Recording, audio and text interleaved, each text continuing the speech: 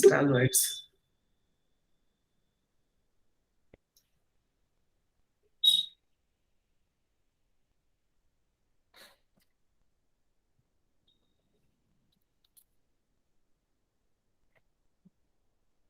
Yes, yeah, you have raised hand, Rango. Is there anything specific? No, no, ma'am. I was just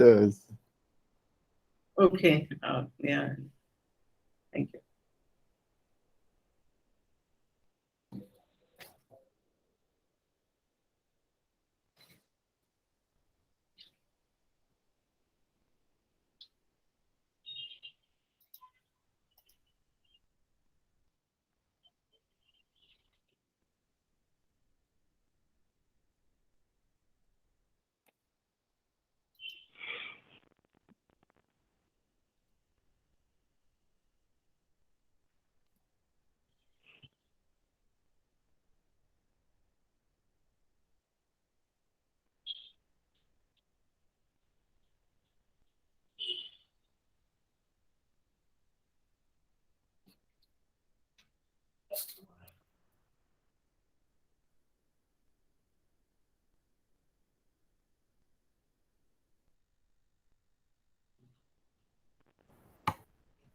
Ma'am, let's please start. Nitya is just joining. She'll be here in a second by the time her introduction. No problem. No problem. Namaste, everyone. This is the ninth Veda talk. So we had four Veda talks and four workshops so far. This is a very unique approach where we are inviting people from across the globe, not only from India, from different countries, to share with us their expertise and experience so that we can all learn from each other. So, the IRIEC, International Resource Center on Inclusive Education and Community-Based Rehabilitation, is a web portal which is a single window where one can avail all the resources from A to Z, which has Veda Talks, and it also has a feature called Ask Tina, which gives information on various aspects of RPWD Act, accommodations and accessibility and provisions and social security. And people can ask questions about RPWD Act and get information from Ask Tina. There is also digital library, which has a wealth of resources of books, videos, and a lot of multimedia, which is there you can access, which is serving from across the globe, from many countries where a good work is going on. Sorry. So today's the very fabric of today's session is talking for people with disabilities. That is what most of the time that happens. So it is so important to see that people with, say, diversity, diverse needs, disability, though I am very much against using labels. So, listening to them and learning from them is a great thing for us to take it forward. I was specifically, impressed by three stalwarts, three stars. I call them suns and stars. Use them. So, give me a second. I'll take you through the introduction.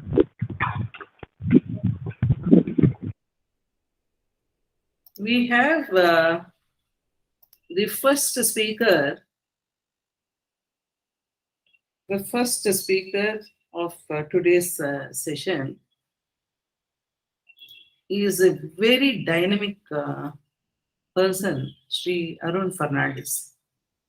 So I met Arun maybe about not more than a year ago. We've been working, and I was amazed to see that nothing is impossible. That is what, whenever I see Arun, that is the message I get, that all limitations are there in our head. So once we remove these limitations, everything is possible. So that is Arun for you. And Arun has completed his BCom and MSW and MBA from Loyola College, Chennai. and he's the founder of DLearners. So Arun is the founder of DLearners, was not always the confident person he is now. He shares that he, being a dyslexic child, he was mocked for his perceived inabilities and oddities. However, Arun has taken huge steps forward and to ensure that any limitations will not be a barrier to move ahead in life. Arun has completed uh, one bachelor degree and two masters, and that is not a small achievement. And Arun is also a lecturer, so he teaches in the same college. Arun, when we look at Arun, the very concept of having, say, learning disability or dyslexia, how people can overcome, and it is so much on their own effort. That is what, when he shares about his story, there was a lot of support system, but Arun's journey to move ahead on his own is very, very inspiring to everyone. Not only for people with disabilities, I would say for everyone and every youth in our country. And we are aware of the magnitude of, say, disabilities, especially the learning disabilities, though we have not yet in a position in the country to say that we have the data or statistics to say that, but it is not a smaller issue. That is something which we have to really look into that. Am I audible? Yes, ma'am. Ma'am, you're audible, but the Yes, slides are ma'am. not moving. It is not moving? Yes, Oh, ma'am, you are audible. okay. I don't know why slide is not moving. So I think if I take out the Yeah, now it's moving, ma'am. yeah, it is moving because it is not on play. It is not on the slideshow mode. Okay. Otherwise, madam, Yeah. So madam, yes. besides the slide, so there is a view. If you go to view, there is a read mode. So that will be more or less equivalent to your slide show. Yeah, I know that. Yeah. Anyway, let me complete. So we don't have Okay. database on Sure. disabilities or on learning disabilities based on the kind of prevalence what we see across the country and across the world. So all that data we have is about 2011 data, which talks about less than 2.86% of people with disabilities. So currently, Arun is pursuing his doctoral degree, and Arun is a classic example that not only dyslexia. When I look at Arun's profile, I feel that any problem can be overcome. So it says, "No mukam karoti vachalam." No, I remember the Sanskrit shloka. So if someone decides, they can really cross any barriers. So I welcome Arun for this session, and we look forward for your enlightening sharing with us. The other speaker is the young dynamic Nitya Rathi. She's a student, she's an author, and at such a young age, she has already authored a comic series called Purple Flame. So Nitya has unique abilities. I will go through Nitya's sharing a little later. And when I look at Nitya, she is, I would say, no, she's really gifted. When we look at Nitya's profile, just a 14-year-old girl who is already accomplished being an author and studies in grade 9 in Vasant Valley School, New Delhi. She has been diagnosed having dyslexia at a young age, and she had her own struggles having to manage with self-esteem, but she has really overcome, and really thanks to her family, thanks to her parents, and thanks to every support that is given to Nitya. But I would give the entire credit to Nitya herself, because it is only through the grit and confidence and unshaking faith in oneself, only then we can achieve what Nitya has achieved such an young age. She is the author of Purple Flame comic series, starring the world's first dyslexic superhero, Purple Flame. I have the good opportunity of getting Nitya's comic series into Kannada language as well, and the stories are the basis of what Nitya's real life was. So that is the main source of inspiration. Thanks, Nitya, for sparing your time and for being with us. That even just seeing you is very inspiring for a large number of children in schools. And this young lady really brings a host of new hopes for everyone. Again, looking at limitations, disabilities, or labels is not limiting. It doesn't limit once the person decides to overcome. She is young, but she has strong opinions and is not scared to voice them.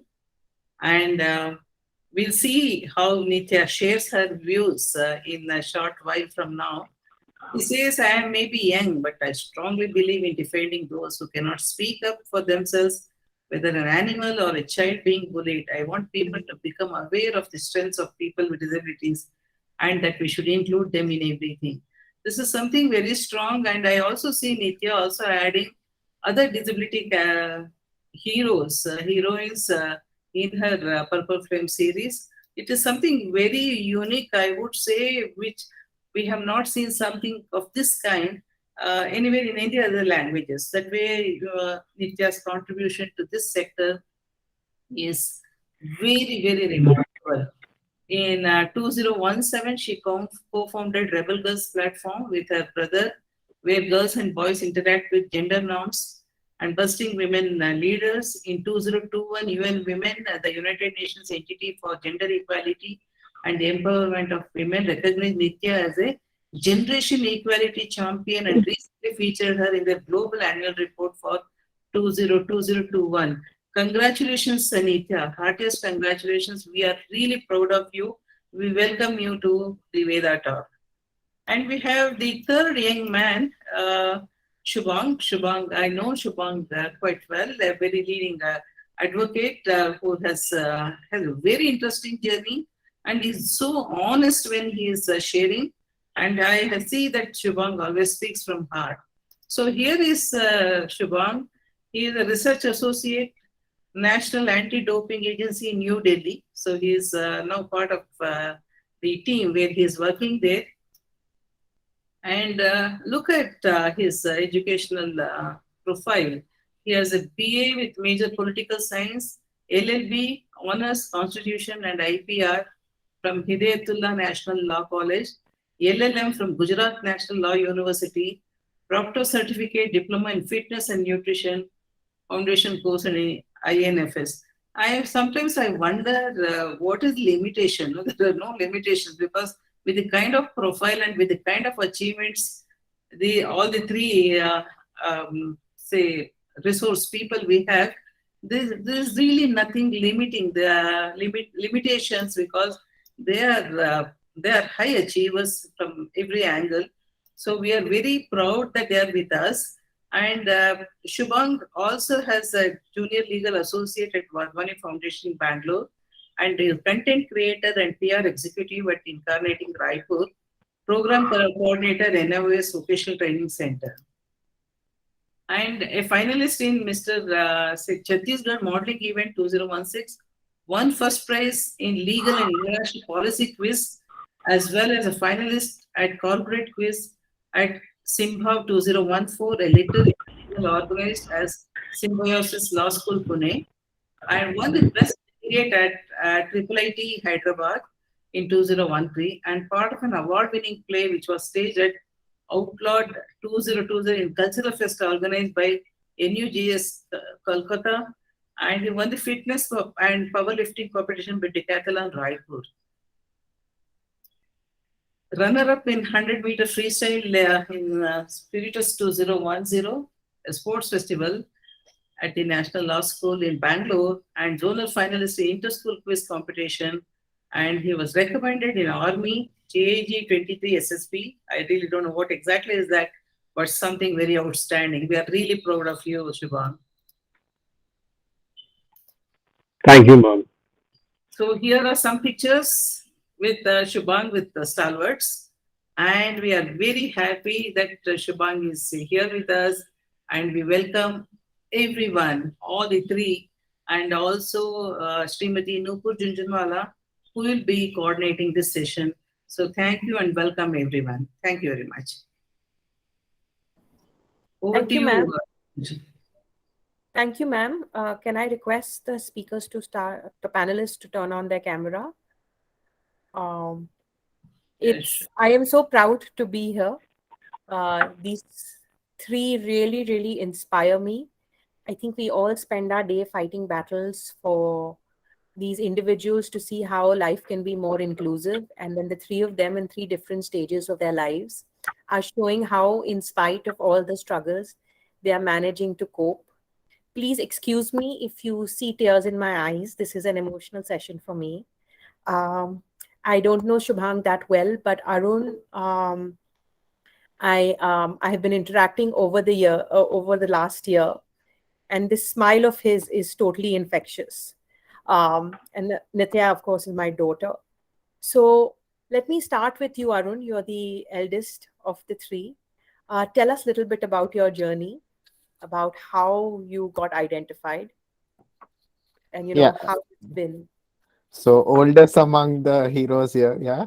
Anyways, so the journey for me was a very big struggle because I was shifted to 7 different schools, and finally I was sent to a Kilpak mental hospital, which is in Chennai, to kind of identify myself. And I had a lot of fear that they're going to put me there, because every year I used to change a school. Till July, I will be a popular kid because of my sports activities. But after August, I disappear because of my first midterm marks. And that was always the case. And finally, when every school gave me a pass TC because I was not able to read or write well. So they didn't want to kind of own the responsibility of having me, and having a failure in their 10th and 12th is what they believed. So the whole world believed that, yes, this student that time would not actually pass.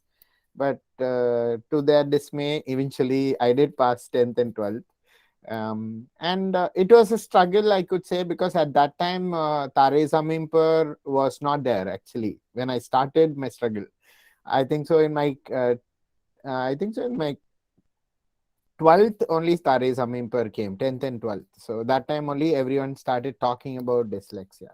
So in that way, initially it was a struggle, but yeah, I can hold on now, and later on we can talk more. Thank you, Arun. And then over to you, Shubhang.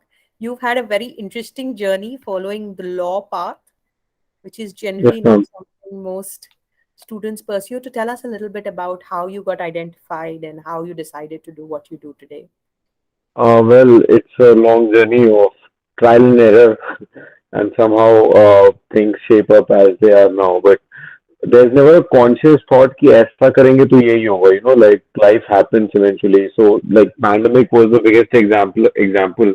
So I'll cut the chase now. So when I was in 7th grade, that was 2004, late 2004, that I was diagnosed with dyslexia.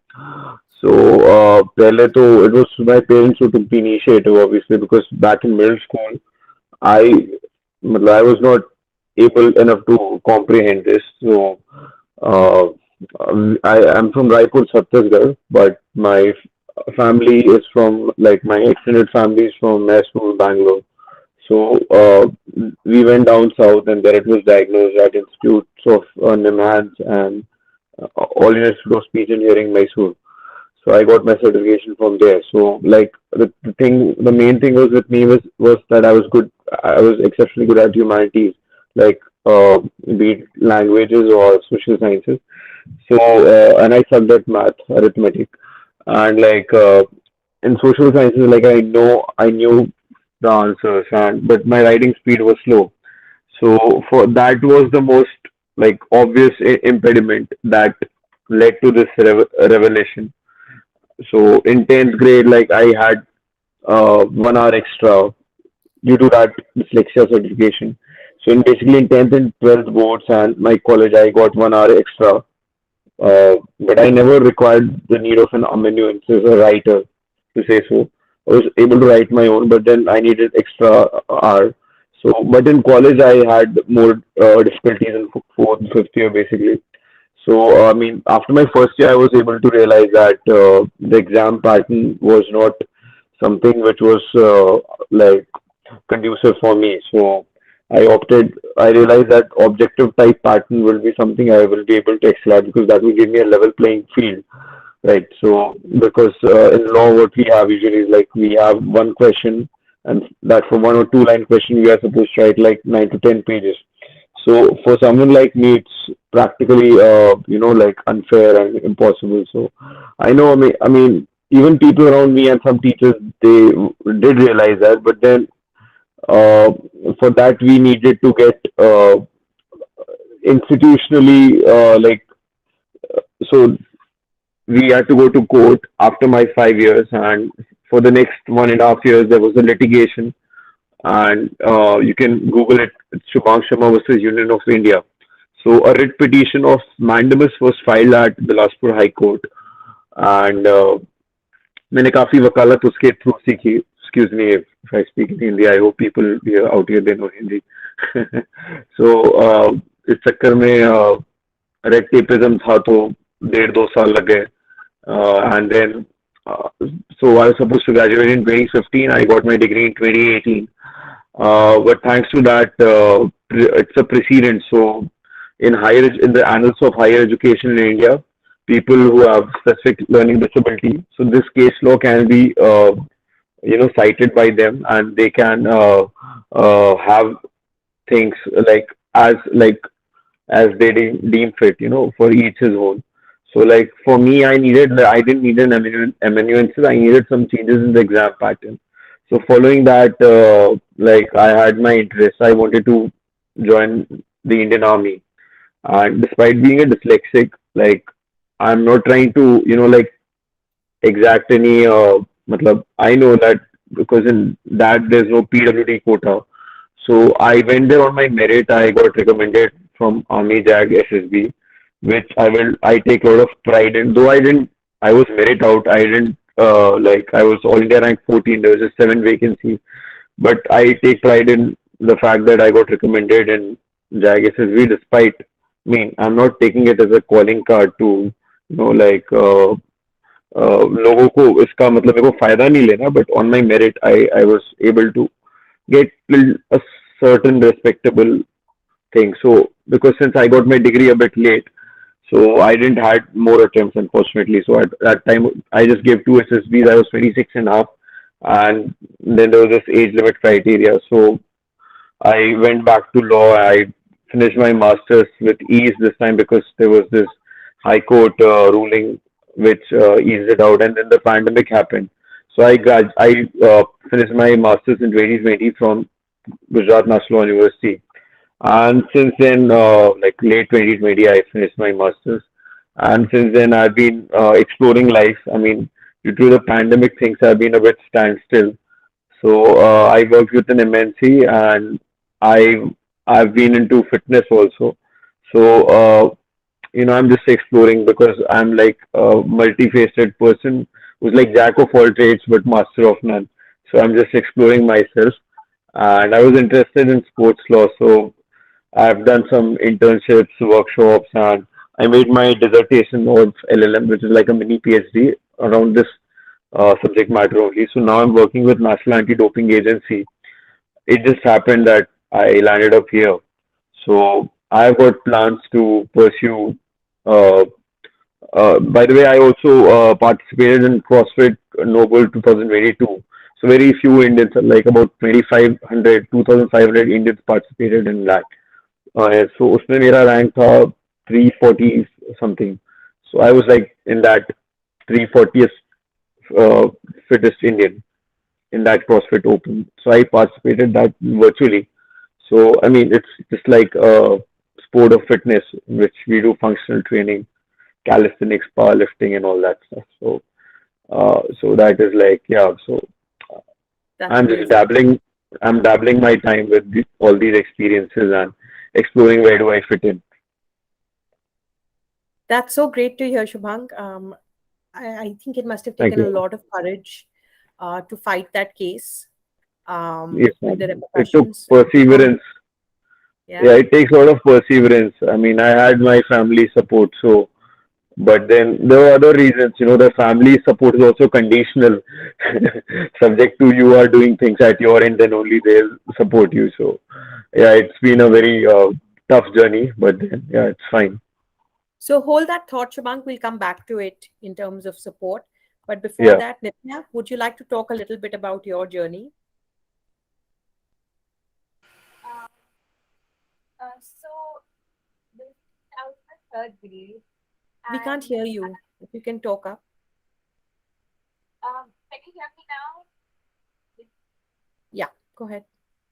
Okay. So I was in the third grade, and my English teacher and maths teacher sort of ganged up against me. Like they would call me out in class and would say, if you can't do English, then you won't be able to do math because English is majority of maths and so. And I would get a lot of trust from my teachers saying, also since I was quite thin for my age, like I was quite sticks and bones. So my teacher would say, you need to eat, then like take this nap and then study and work harder. Although um although how much ever I tried, I would just simply get frustrated and end up in tears, whether or not I tried hard. So yeah. So inspired by that, I assume many people also go through that. Uh, so I uh, I- So how did that make you feel when the teacher kept picking on you? well, when she kept picking on me, like I said, I would try my best to hold back my tears in class, but eventually I can't hold it any longer than a certain amount. So I came home and I cried every time about 3 times, saying I would not like to go to school anymore because I was like picked on by my teachers and all. So Okay, Nitya. So let's go back a little bit to what Shubhang was also talking about is how do you manage to be where you are today, right? What has worked for you all? Everybody always talks about what didn't work, but you all are showing that clearly something works in terms of you all being able to succeed and have these smiles here right now.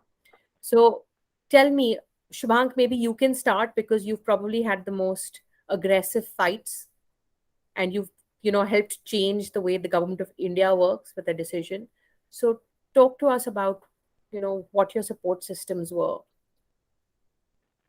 Um, so lot of things, they happen like जितना इंसान खुद अपने लिए proactive होता है visualise करके कि वो उससे कैसे मतलब हमें सॉल्यूशन अपने से ही सोचना पड़ता है so the institutional machinery the parents teachers they are something which are like uh, they will only support you to a certain extent but then there has to be certain clarity from where you operate and in today's day and times there's a lot of information but at the same time there's a lot of confusion and chaos so one has to follow their instincts and like okay the institution should be there in my case there was no institutional support it took but it was a case of justice delayed justice denied because शायद मुझे 2015 में अगर degree मिलती तो I would have been serving in the Indian Army. I would have been a captain right now.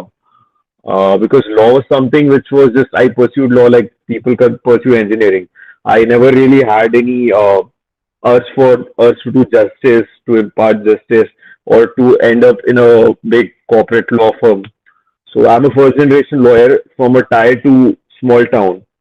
So obviously, I didn't have this backing from my family. I didn't have that ecosystem where I could build a successful legal career. So I was always into humanities, and law was something which my family thought that, going by their thing, that law will be something which will be a conventional professional degree, so it will have more chances of job, in the job market. So I did curse it eventually. I mean, I have had a very love hate relationship with law. So there are few subjects in law I like, and a lot of subjects in law that I detested and loathed. So that's why it took me a while to get my degree.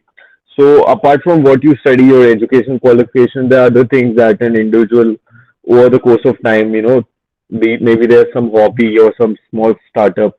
So I mean, it's like it works out differently for them. So it's better to have some new dimensions to your own personality and your growth as we grow.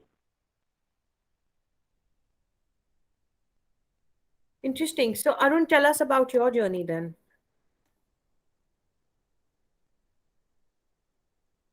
You're on mute. Your mic is mute, buddy. Yeah, the question was how you are going to overcome is, I would say, one single word which compresses all is grit. Everything are, and you will you need to swim through the wave outside, which is every day of struggle. Like when you go to school, all the kids can read well and you will not be able to read. All the kids could copy from the board and you will not be able to copy. And all the kids will complete their understand their English, whatever is written in the question paper, and you will not be able to do it. And but though you know the answer, and in school, and that would be always a struggle, and you will be a invisible one in the whole lot. That is actually, that was my school. And when it comes to college, what actually happened is, I did my how to say, I did my 10th using a scribe. And I slightly differ from Shubhang. It is because he didn't use a scribe and I need to use a scribe. For that, I would say there's a difference between ability and capability. And I started defining capability as the knowledge what I have, and the ability as the spelling what I need to write. So, and from a very young age, that how that occurred, that difference occurred to me is when I did my scribe in my 10th. And I finished my exam, and I got 78 marks in MDA, Madras Dyslexia Association only, 78% actually in NIOS. And I went home and I was very excited about it because that was my first academic success. But that bubble was soon blasted by my father, saying that, see, end of the day, someone is writing for you. You are not writing. The whole world writes by themselves. That was actually a blow, and I was very upset about the whole situation, and I was very upset. And suddenly my mother came. Why are you upset? And she told, because end of the day, I'm not writing. Others all write, and I have someone to write for me, and I'm not capable. And she told this way, he is 47 years old now, and he has a PA, and she is writing his emails, and she is like replying to his mails because he's traveling. So you have a PA in 10th standard. So imagine when you are 47, how many PAs you will have. So that was actually a very mind-opening thing for me. Why? Because that time I started believing, okay, writing is just a skill, but knowing the answer is your knowledge. That can take you anywhere, and that can take you, when you're able to converse it, that is more than enough, is what I believed. And so I did my BCom. Initially, they gave me economics, and I did my BCom to prove my father that I was doing better than him. He, in the same college, he studied history. So history was not very revived, sort of subject for people to study in down south. So what actually I wanted to do BCom, and I wanted to prove him wrong. But eventually I didn't have accounts, or neither I had business max in NIOS. So what actually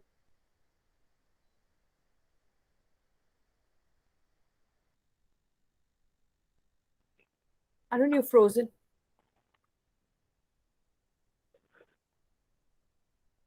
Is it for me or for everyone? It's for everyone. Yeah, Can't hear him. Okay, so I think he'll rejoin. So while we wait for him, Nitya, do you want to talk a little bit about your support systems that you've got? Ma'am, excuse me. I just wanted to confirm. Like you are like Nitya is your daughter. Yes, Okay, she's wonderful. my she's my आपसे youngest. initial. Okay, nice, nice. I haven't been introduced to you both, so okay, nice.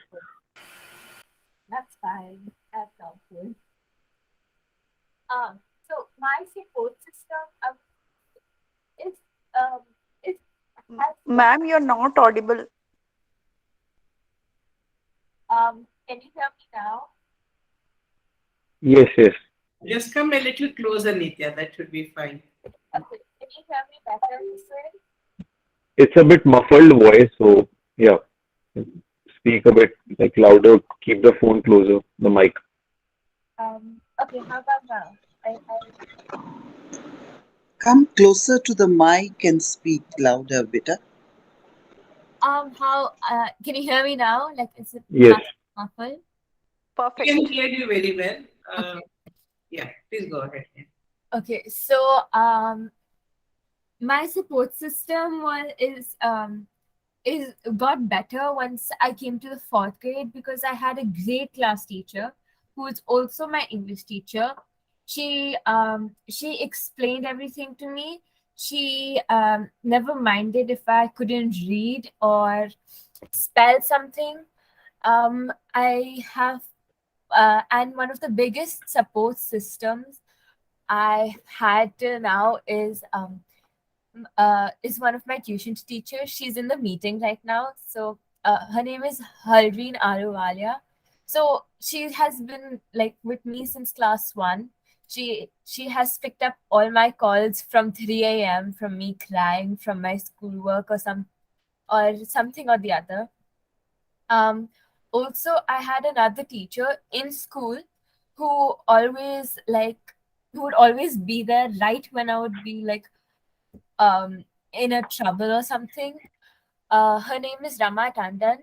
So she was quite there. My friends and my family really helped, considering majority of my family already has dyslexia. Like majority of my mamas and uh, a few of my cousins also. So and my mom, since my mama already had dyslexia, she had a little more experience of it. So she helped me during all of this. And though the school does through testing and finds out, although the school like tests and then like confirms that you have dyslexia, my mom knew it since the moment I started learning my alphabets. Um, Also, my friends were really helpful. Like I would stutter or like think through my sentences before I would speak, or I would all of a sudden just ask for random spelling, and they would just simply give it to me. And it would be so casual. Like I would be working, all of a sudden I'll be asking, "How do you explain, for example, the word apple?" They would be doing their work. They all of a sudden will be spelling it out for me, and then go back. It would be very casual, and so that would be my support system.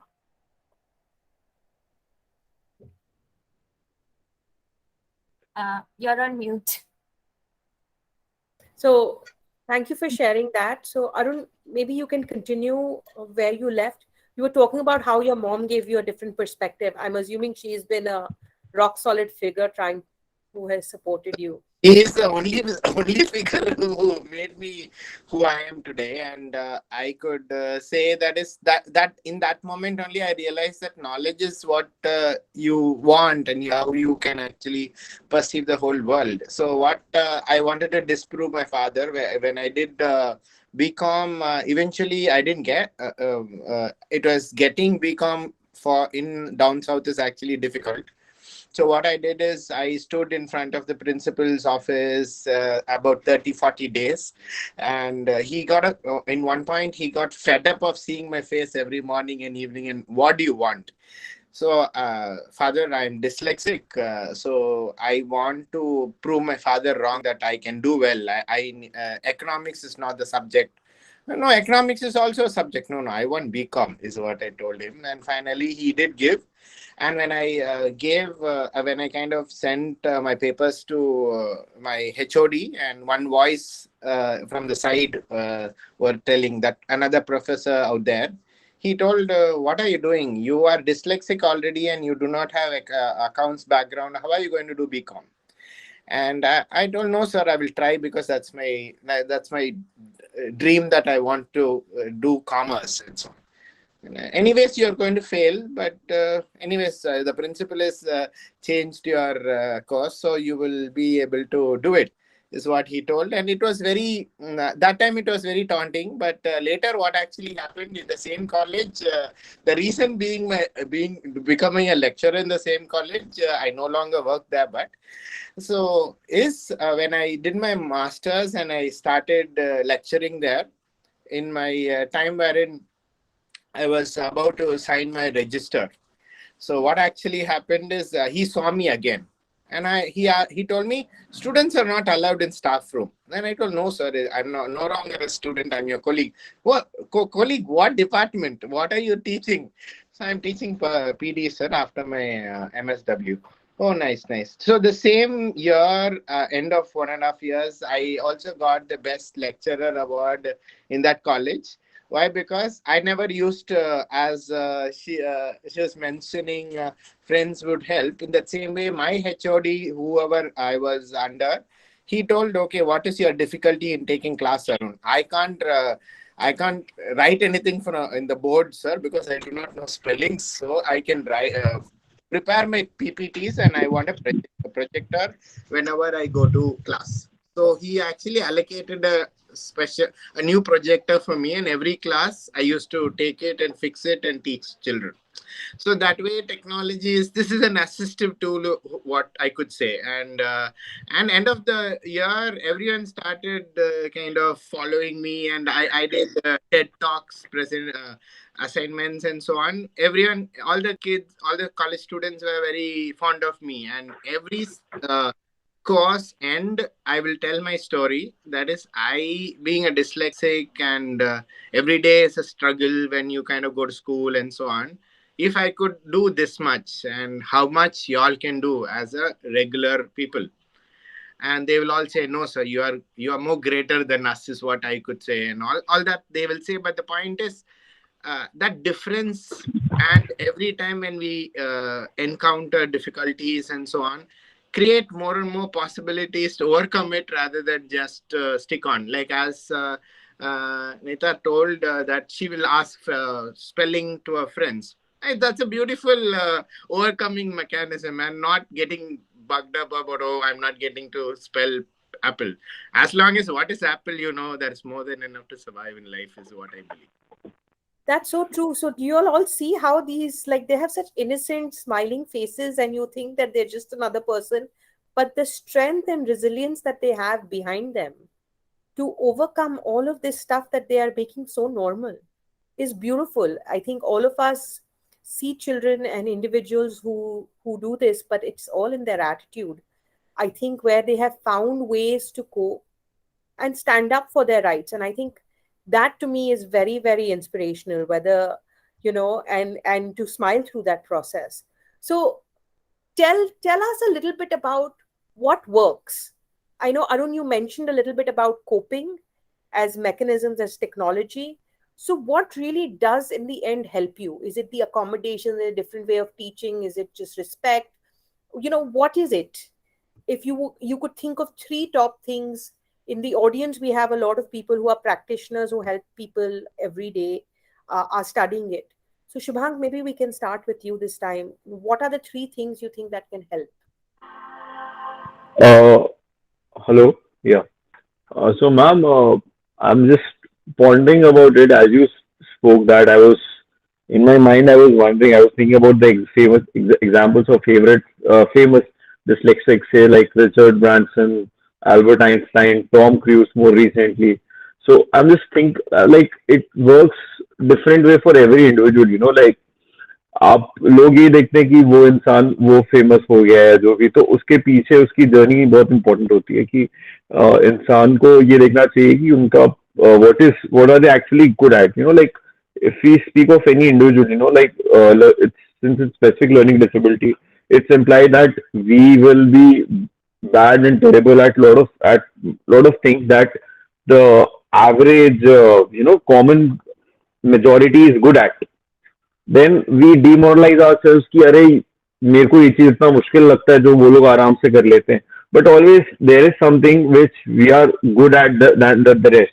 So there is one, like usually the dyslexic के साथ ये होता है कि we have good imagination or like good creativity. So like we can think outside the box. So मतलब मैं मोटा मोटा बता रहा हूँ कि these are the common attributes. So according to that, that individual has to see that what they are good at. So rather than like improving the things which where we lack, we can just focus our energies in the particular skill or the hobby which we are good at. So ultimately, that is something which we'll be recognized for, and that will be acknowledged in the longer like frame, and like people will relate to that.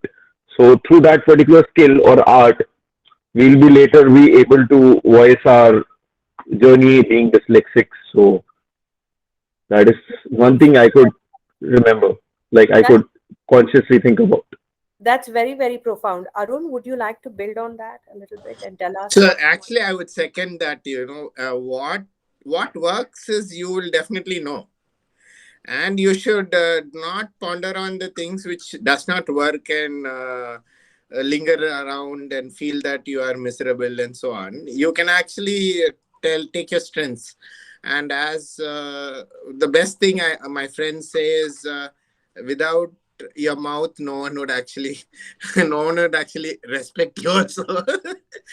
It's like in Tamil it says it's a nai.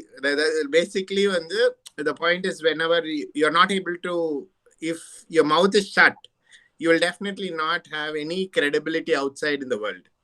So I could say with that's called gift of the gab is what everyone call it as. No, and if this gift of the gab is not there, I think so today I might not talk to ma'am is telling me that I'm a stalwart, I'm no one, like in comparison to her experience and so on, and all that is occurring because I'm able to articulate what I'm thinking.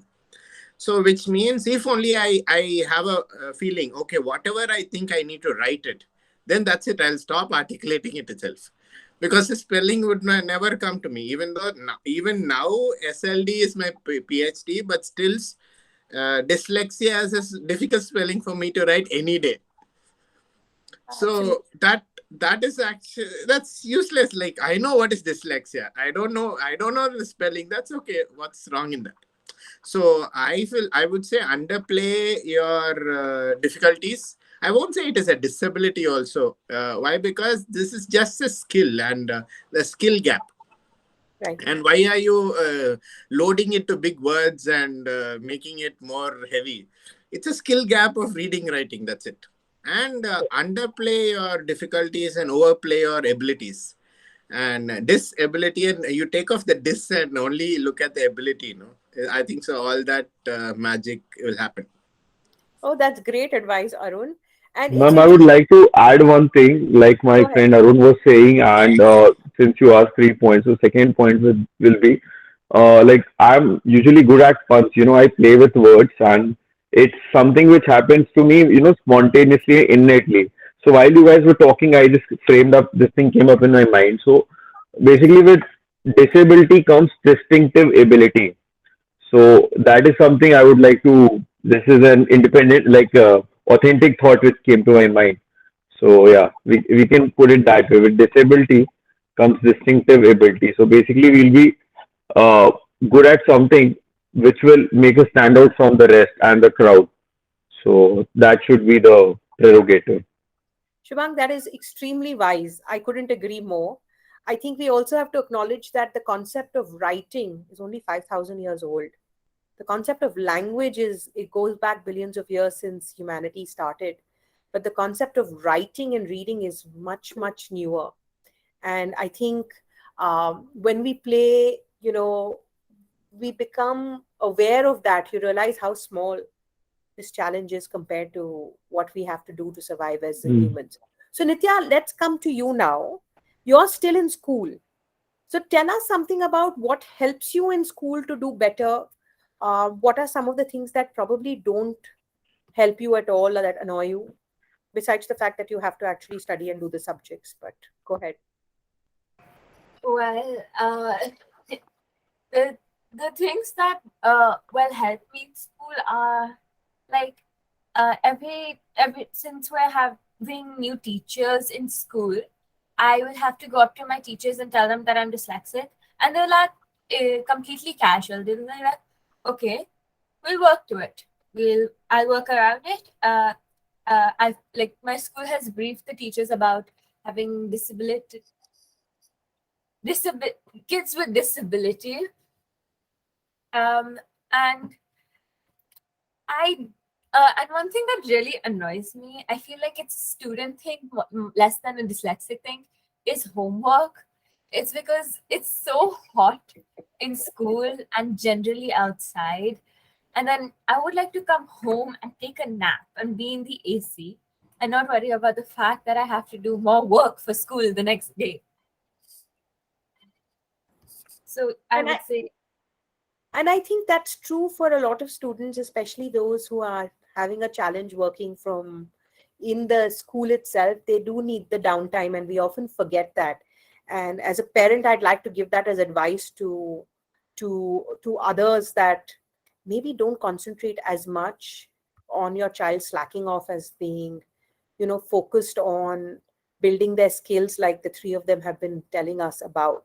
Uh, so let's shift gears a little bit about um, what could, y'all are doing now. So could I, Arun, could Nitya, I you say, wanted to say something? yeah, Go ahead. uh, like Mr. Mr. Arjun and Miss and they all had said some advice. Could I also give one? Yes, of course. Um, we're trying to make although we're saying like about our challenges and all and how we were the black sheep. Uh, we're also trying to imply that we are still a sheep, although we are a different color, but we still are the same animal, just little different. That's actually beautiful. Very well said, Nitya. Very well said. So Nitya, maybe here's a good way to talk about a little bit about Purple Flame. Why did you come up with it? I came up with it because, like I had said earlier, like in third grade, my teachers really picked on me and gave me quite a hard time. Um, Also, like third grade is that time where you just graduated from like smaller groups to get used to like writing in pen, higher maths and everything like multiplication. You start getting into board mass, hence you get into algebra, and then you also start getting into physics and more biology, etc., etc. Third grade is when you go from smaller to higher grade. So um, after that incident, uh, I uh, I started to like understand the fact that there are other people in who also went through that. So Mama was talking with one of my uh, father's friends, also the co-founder and writer of Purple Flame. And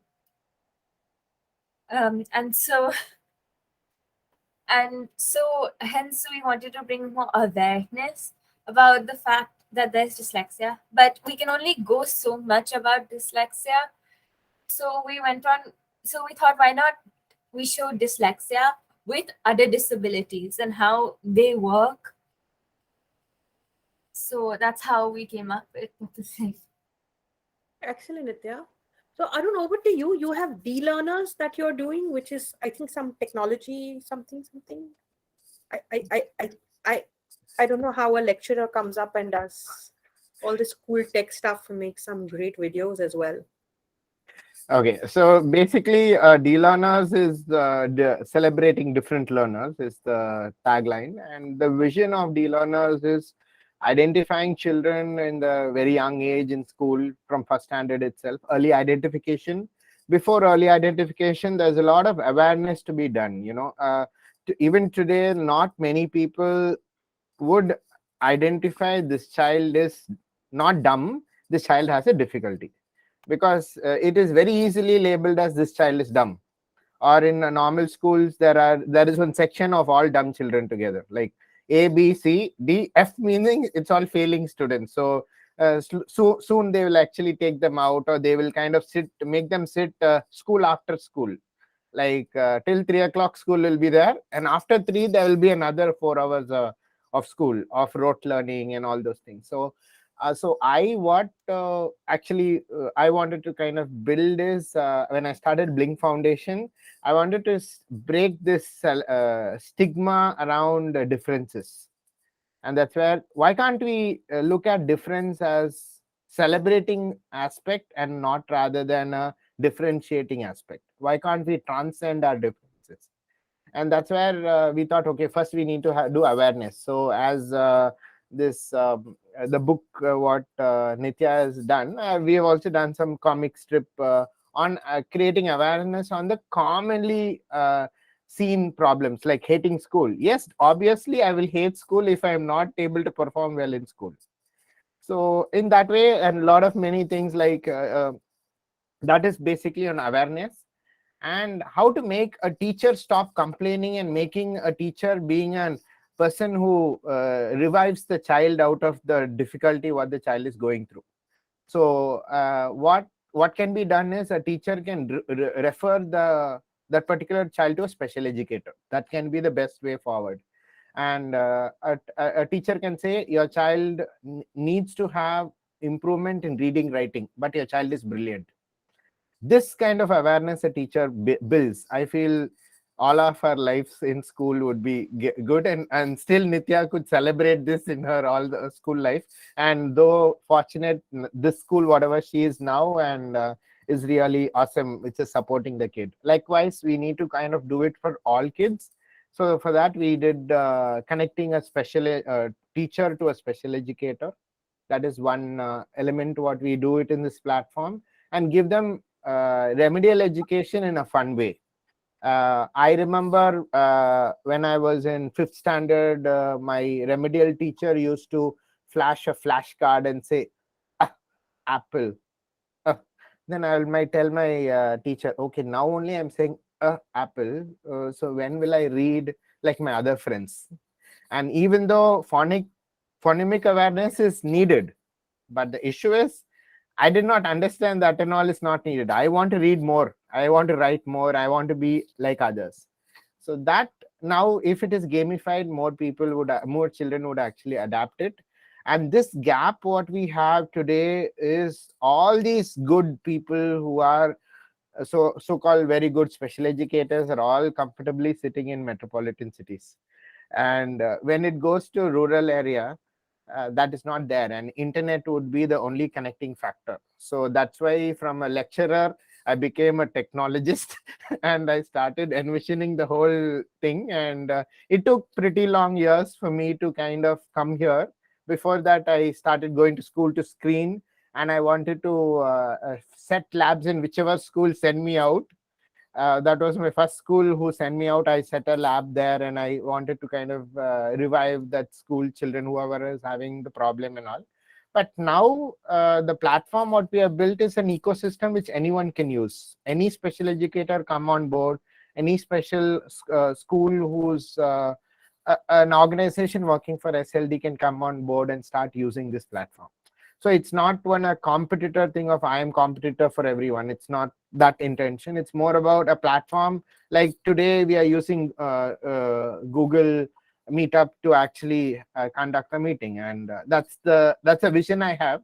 And eventually I this platform should be so affordable to anyone, which is a month they just need to spend 150 rupees, they will get intervention for their children. And the vision of this whole thing is no child should be called as dumb, and every child can be called as this child has reading writing difficulty, but otherwise this child is brilliant. That statement, if every teacher starts making, I feel the whole world of SLD would change drastically. It will happen, Arun. It will happen very soon. All of you all are great flag bearers for the cause. And of course, we are all like headed by Indumati Rao ma'am, who does such a great job in bringing all of us together. So, hearing all your stories, right? Go ahead, Nitya. You were saying something. Sorry.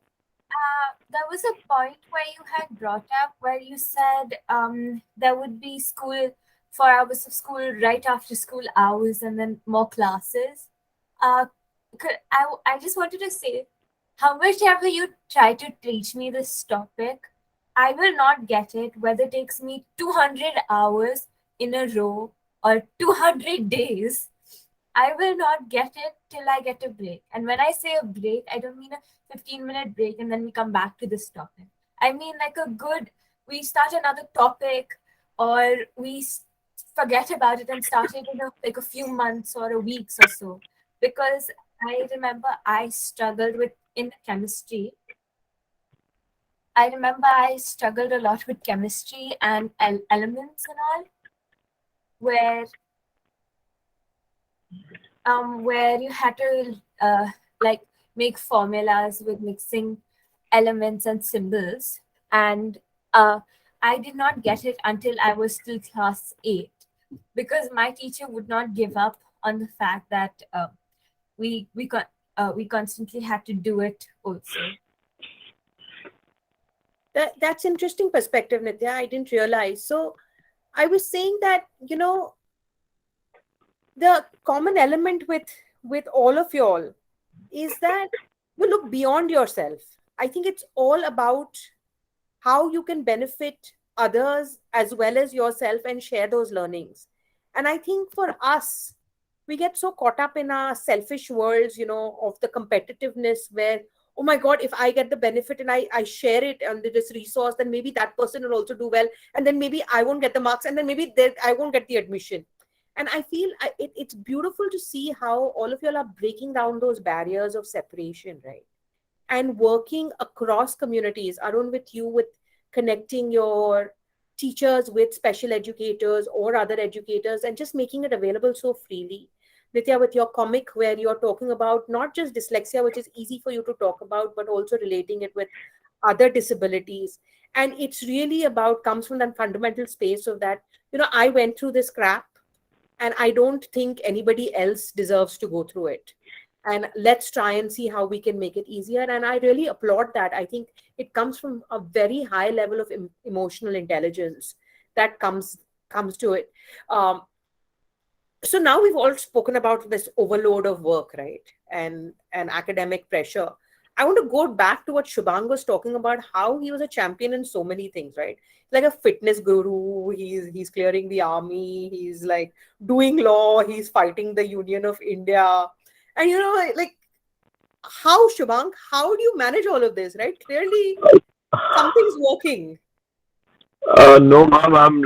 I'm just like a cog in the wheel. I won't say I say I'm a jack of multiple things.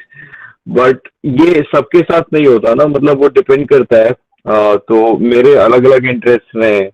So I also gave FTI written exam. I've done theater before, and I cleared the written exam. But at the same time, my army JAG SSB was there. So that way. So I have it's like their own people have the drive to do something, right? So for me, if beats, मैंने काफी सारी चीजें खुद से develop की, मतलब जो ऐसे ट्रेडिशनली मुझे पेरेंट्स ने नहीं सिखाया या ऐसा कोई स्कूल में अलग से करिकुलम में नहीं था. So I was into fitness, and in fitness also I picked this thing called CrossFit, which is very new in India. And in the pandemic, I've set up a home gym at my place, and I have plans of becoming a fitness entrepreneur also, but अभी ये सब है कि logistics, like where I'll be and all that, because my hometown is Raipur, and like I, for the longer run, I don't want to leave Raipur. I want to come back to home, and for now, since I'm in my late 20s, I'll be touching 30, so it's about getting job experience and all that. So it's kind of very journey. It's overlapping with multiple things that you do. So So it's amazing, right? So if you remove that pressure of academics yes, and ma'am. say you have to learn at your own pace and not worry about meeting Huh. curriculum or meeting grades, and you know, it's amazing That how pressure is institutionally it's there always. I mean, apart from your family, parents say about there's peer pressure, and there's like in say for instance in law, like I had there was a period of 3 years only. अगर मतलब मेरे को 3 साल में like due to the court case it dragged on for 2 years, and like so I cleared my exams in only 1 year. So like law is like because it's BA LLB integrated, it was already a 5 year course. So it was really fortunate that मैं 3 साल मुझे 3 साल के अंदर ही मतलब 1 साल जो backs देने मिले मैं तो उसमें निकाल लिया. Otherwise, had I not been that fortunate, as in apart from just being fortunate, I was had I not been that self-aware at the first place, in most likelihood I would have been a college dropout.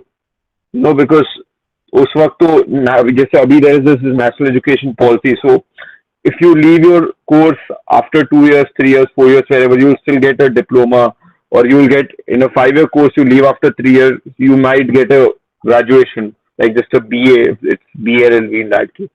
So I mean, one has to be self-aware and to see how. मतलब it's just like it's kind of permutation combination. तो आपको apart from being, I mean, courage and all these things, timing, everything is important. But one has to be self-aware in the way like what is the best of the given their situation circumstance. उसमें आप क्या best कर सकते हैं, because उसके अलावा भी there are a lot of factors in life, like you can't uh, predict them. Say for instance the pandemic, the global pandemic, and a lot of other things, external factors that you don't have any control on. So it goes down to simply making best of the limited resources and time you have, and using that judiciously. and a positive attitude. I love it, Shubhang. I think it's so practical and very very timely advice for everyone who's listening in. Uh, the other thing that you've sort of brought up is this notion of being self-aware. I ji. want to ask how much of this awareness came and how much did your diagnosis of being told that you have dyslexia actually helped you all? Like, if you could go back in time and somebody would say, okay, we will eradicate this whole thing about this labeling and this identification, would you want that? Arun, Well, Nitya, jump in. ma'am, like there's nothing wrong about being dyslexic. I identify myself as dyslexic. Uh, I mean, when people say कि अरे ये dyslexic है या जो भी, it comes from unawareness, and that negative attitude of putting people down. So, but at the same time, like one shouldn't oversell something, like if it is there, it is there. For any kind of uh, matlab, just for seeking some extra sympathy that is not required, or just for some attention, you know, उससे कई बार genuine causes में भी लोग taken for granted ले लेते हैं, तो वो चीज से हम बच सकते हैं.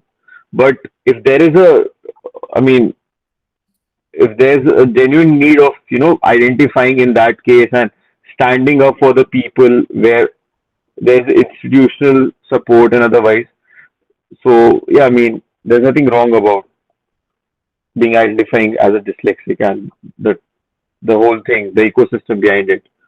Okay. What about Nitya and Arun? What do you all feel? I would it would depend on the situation. Like Mr. Arun had said originally, like how he was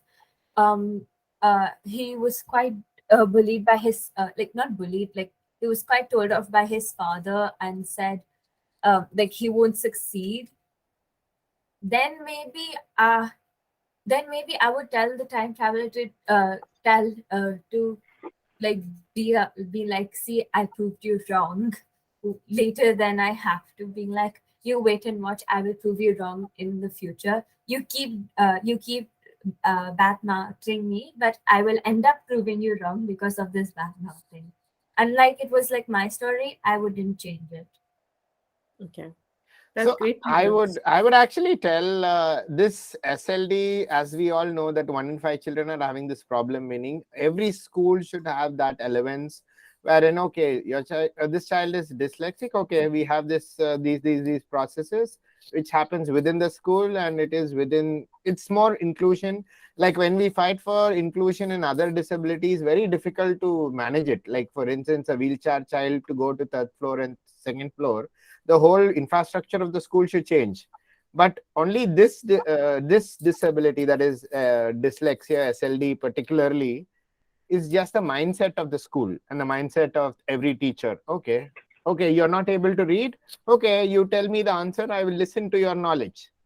So that's what the new education policy and all is imbibe, like looking to do. So I think so in future it would happen wherein SLD would not be an element of, okay, this is going to be, you need to go to a medical board and they should prove that you are having 40% and below IQ level, then only you will be given exemptions and so on. It should not be so. If the child is having difficulty in reading, writing, they can opt for a computer or they can do an oral test.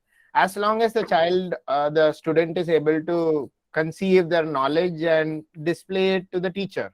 Because end of the day, education is knowledge and not writing, reading. So Absolutely. if that works well, I feel tomorrow's India, tomorrow's world would be more brighter. This is what I kind of want to do. And yeah, I And think that's a great note to sort of almost end on. Before that, I just want to sort of say that I like how a little bit of a camaraderie and a little gang that's like created between the three of them of supporting each other.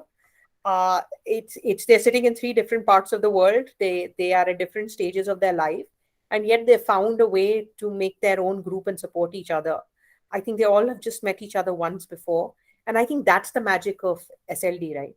I think that's one of the things which we undersell and undervalue in our educational system, where they may struggle with the reading, writing, and I think that's about at the fundamental core of all everything we do in inclusion, whether it's gender, whether it's ability, whether it's eco-social, whether it's language, all of it. Ultimately, it's about creating those commonalities. So with this, Indumati Rao ma'am, may I open it up to the audience if they have some questions, comments?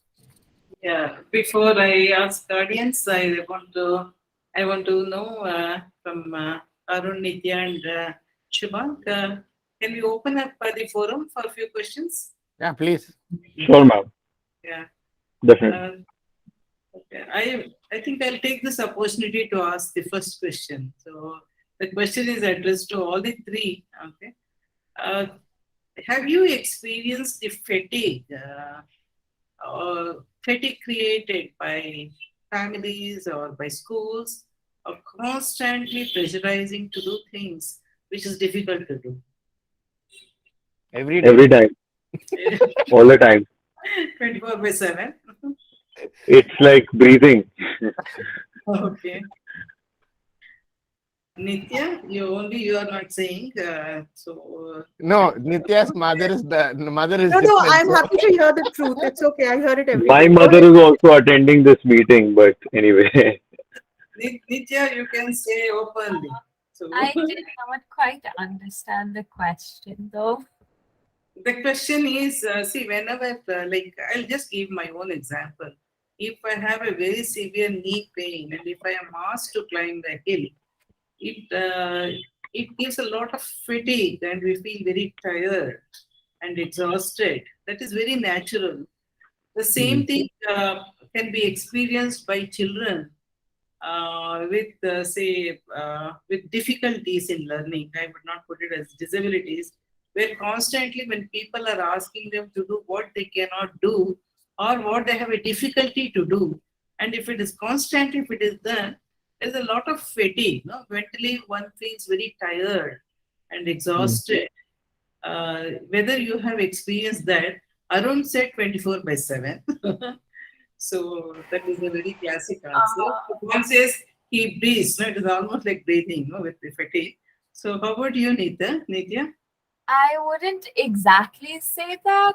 Like, there are times where I have to do panels and talk about the book and all, but sometimes I don't want to, but it's also a necessity because, well, to spread awareness also, but sometimes I don't want to do it. Um, and so it's sort of like a mixed opinion because I don't have as much experience as them. So I Yeah. can't really say. Yeah. Well, maybe I'll step in there, Indumati Rao ma'am, and talk about Yeah. just a conversation Nitya and me had last night about how she feels overwhelmed when we try to help find solutions for things that she's struggling. And I think that as a parent is something that I struggle with. I'm always sort of trying to see how I'll make life easier. And I realized that sometimes she doesn't want me to interfere and make her life easier. And to just let her be and be like, okay, that's fine. Just whatever. And so, Nitya, does that sort of resonate? Yeah, I would say yeah. That's very interesting. I often felt in school, I wish there was a place where I could just go and rest for a while, no, before getting into other program.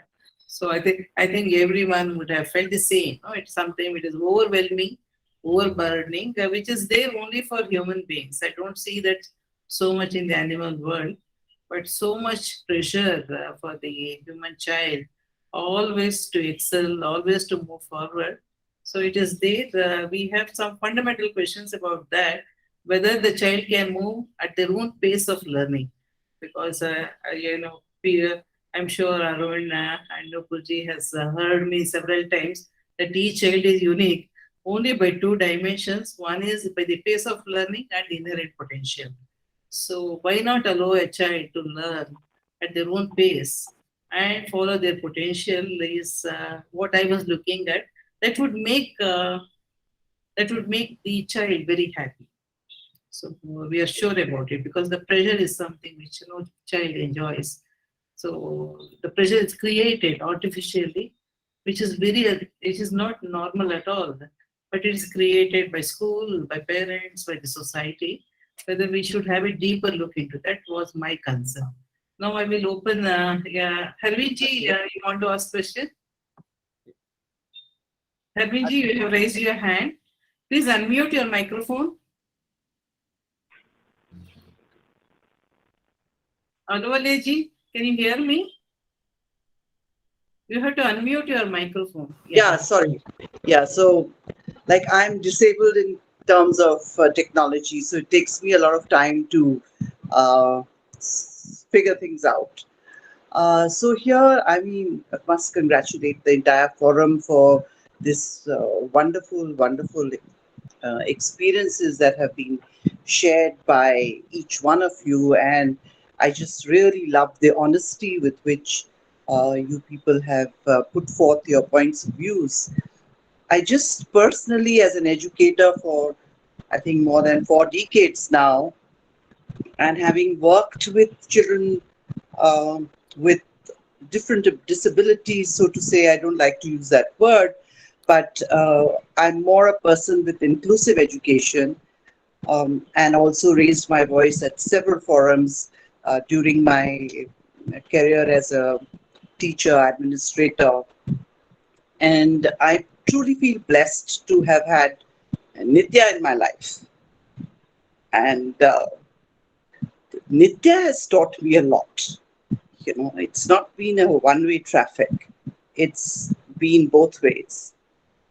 Um, about, and I sincerely feel that these children need a level playing field, which is really not provided to them. And if we are able to, as Arun said, bring about more awareness in terms of uh, doing it in rural India, it would be just fantastic. And if anybody, uh, you know, would like my support, I'm just ready to do that. And I definitely like to say that what really matters at this point is that, sorry, sorry, I just, I'm just We can hear you, ma'am. call, Go ahead. sorry, I just getting a call which I was declining. So, I mean, see, judgment is such a big word, especially when it comes to children with dyslexia, is when we drop judgments about children or adults, we are opening doors to receiving them more and to, what should I say, giving them more allowances and creating a happier environment. When you stop judging children for what they are, or you think even judging them as dyslexic, I think you're able to um, break certain barriers and help them learn a lot more than they are actually capable of. And the other thing which I'd like to say is, when children are ready to learn and you create an environment for them to learn, their pace of learning not only doubles and triples, it makes a vast difference. And I've seen that with Nitya, is when she has the readiness to learn what I may have planned for her for, just one topic. But when she's ready to learn it, I can do three or four more ones, three or four more topics with her. So I think it is very imperative for educators to understand children and to understand each child and to recognize that each individual is unique in his or her own way. And thank you, Nupur, for inviting me. Thank you so much. Absolutely. So I Thank you, just want ma'am. to add to what Harveen ma'am has mentioned.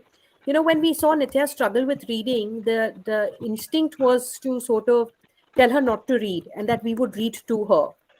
And Harveen ma'am, with her experience, sort of said, "Why don't we start Book Pals?"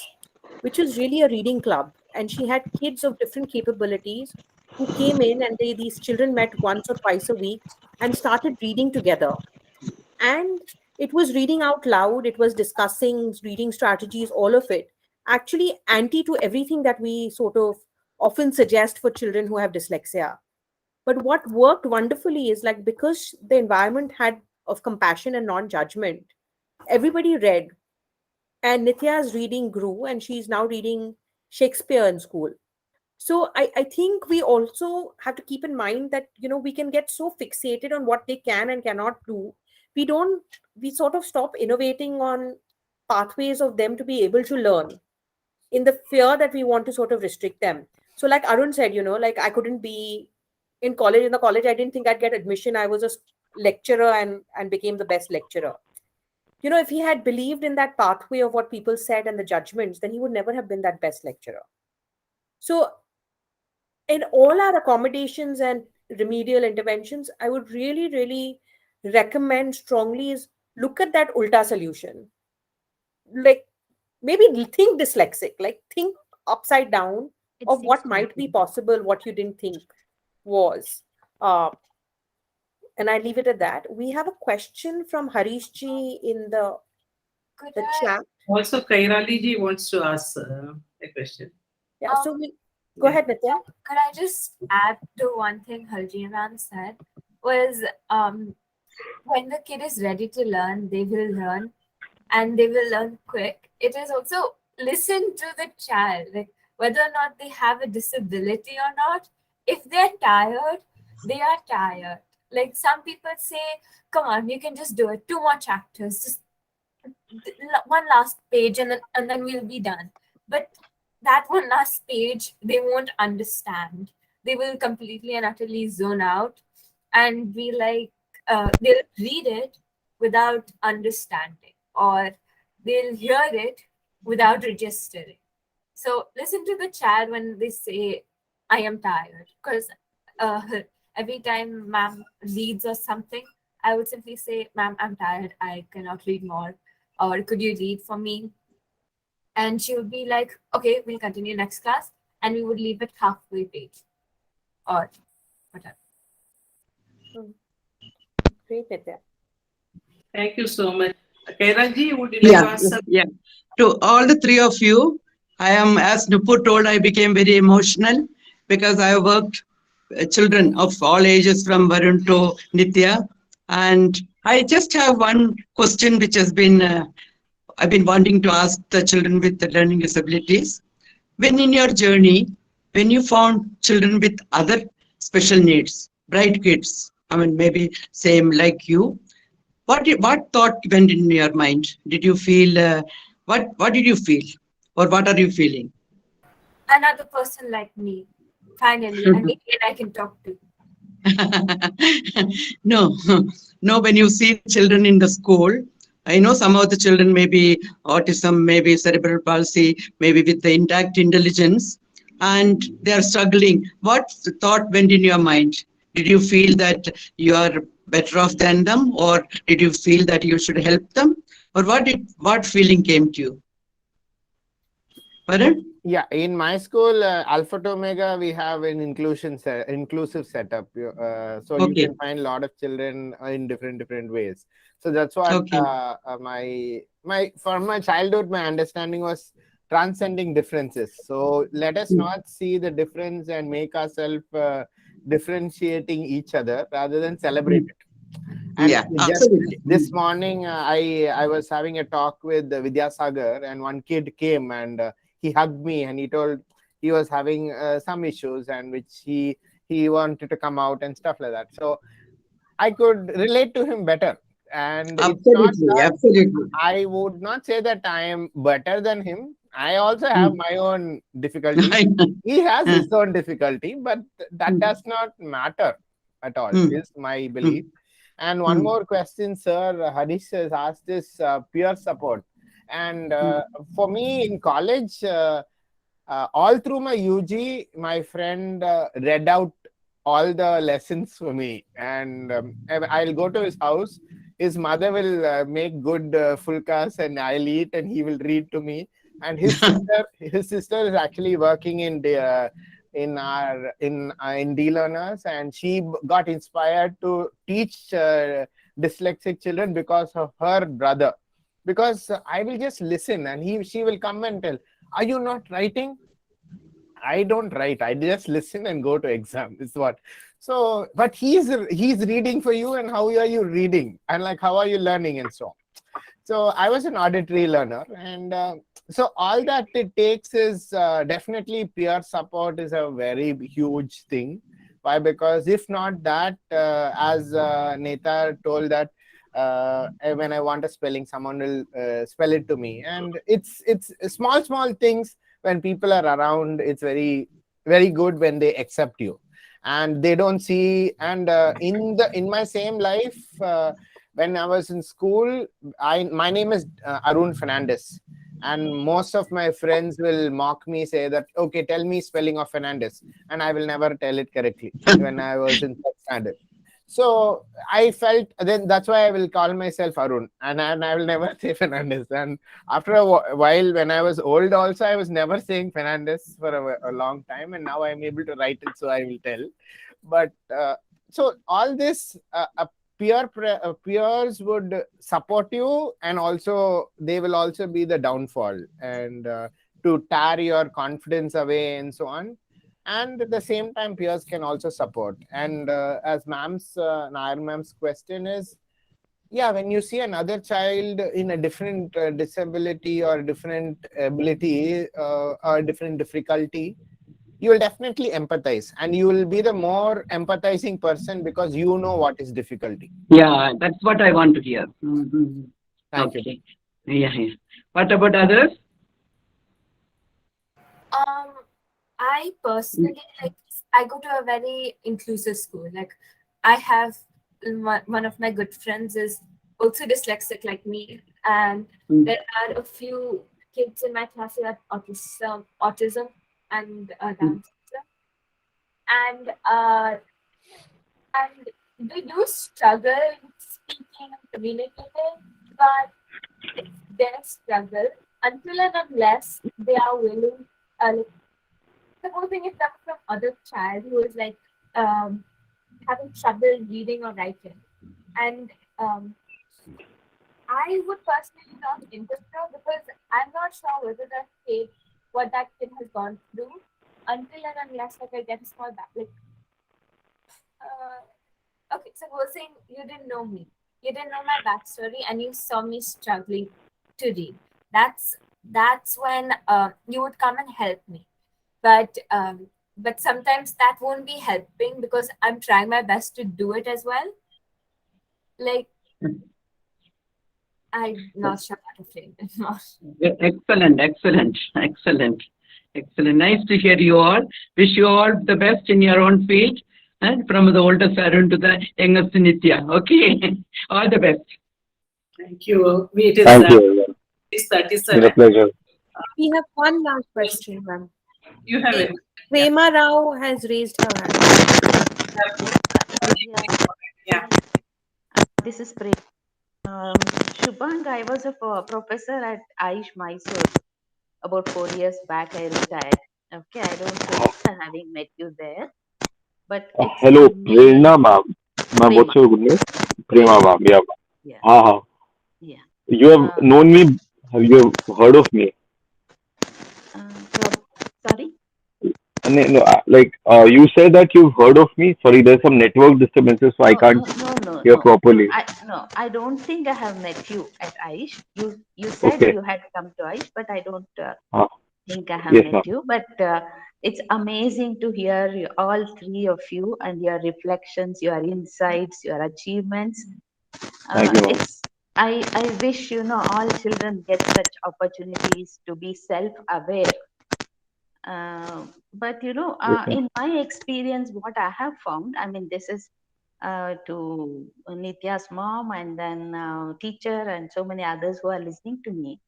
See, our job gets much easier if we start building up awareness in parents. That's what I used to do when they Mm. came to me with the kids. And I used to say, I used to send the children out and then just talk to the parents, maybe for an hour or so, letting them know that, see, they are not disabled, they're just different and they have some special abilities. And I would tell them that, just sit and tell me your skills. So the parents had to list out their skills to me and the skills of others.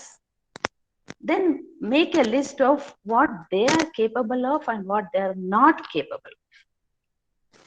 Then I said, please have this, same perspective for your child.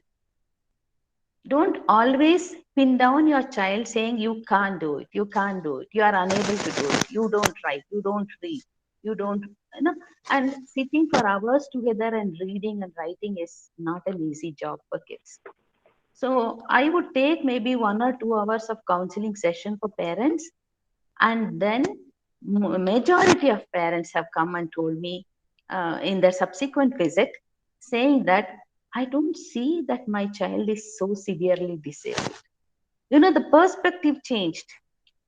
So when the perspective changed and when they started seeing the kids with a positive attitude, the kids were so much at ease with the parents. They would share, some of the things, the school, whatever that happened in the school, and they would learn with much ease. And my job became so much easier to work with the kids and the parents. So we have heard a lot about your self awareness. I wish this probably, will be in the form of a YouTube or something so that parents get to listen to you.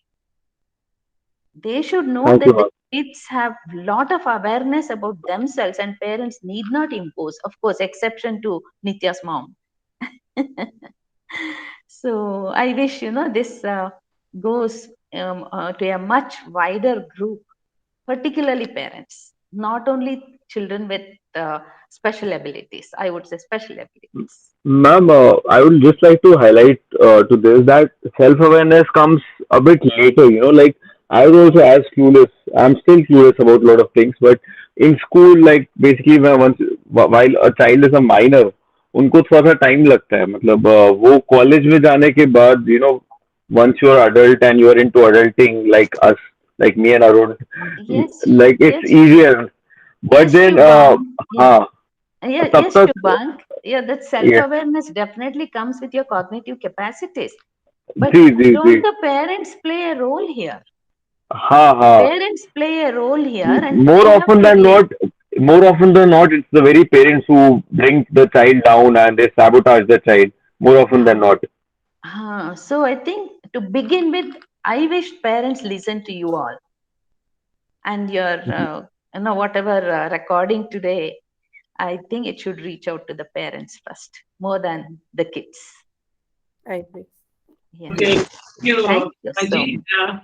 I think now we all know for everyone, not only for Arun, Shubhang, and Nitya, for every child, underestimation of the ability is a disability. Yes, As ma'am. long as Yes. we don't underestimate, everything is fine. Yes. We are very, very happy that we could have this wonderful session, and Yes.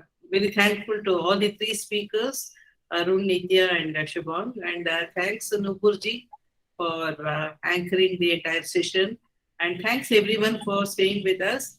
And this will be uploaded on YouTube as the Veda Talks is not just for few of us who are here in today's session, but it is going to be on YouTube. So we'll be sharing the link and kindly share with every parent, every teacher, and every child. So it is very important.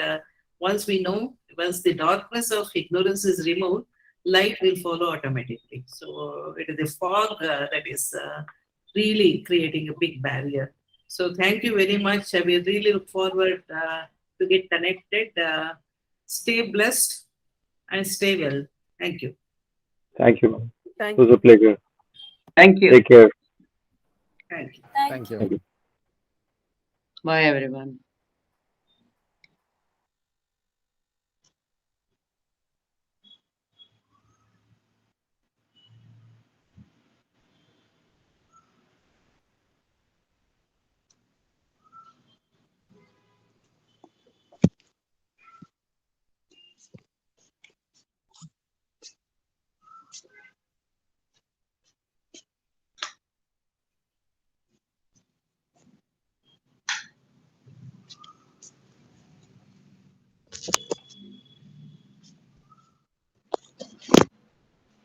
What drama? No, I have to make some comment on the because there are edition. Shakti. So I switched off and I came to the kitchen.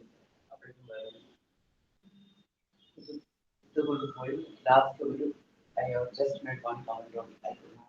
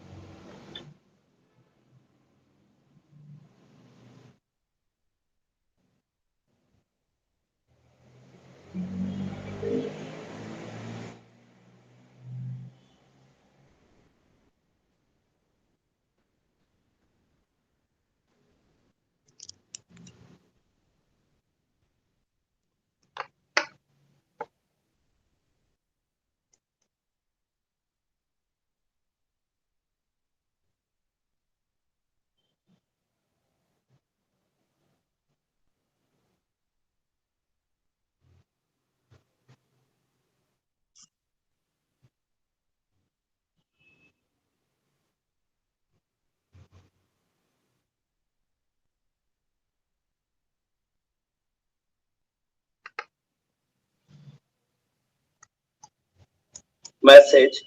I thought we will be meeting there with a very happy mood. Yes, yes. And it's a nice initiative.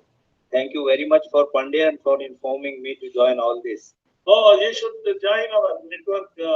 Syncs up. I will connect your number to our workies. Yeah, sure, sure. All we have a lot of meetings. So workies have our Dr. C.P. Singh, please add to our portfolio. I will take the number. Sure. Put it in chat box, Professor CP. Your number, sir. Your number. My number. In chat box. In chat box, you just type it. Okay, okay.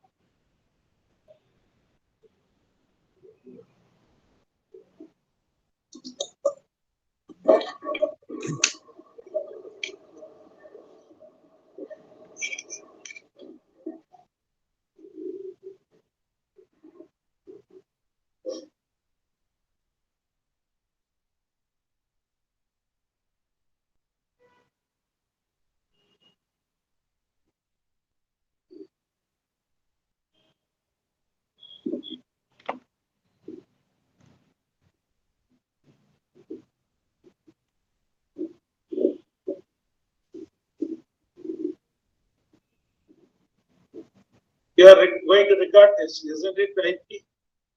I will put it in Facebook, sir. Okay, okay. Yes, Korean has to do a lot of homework on that.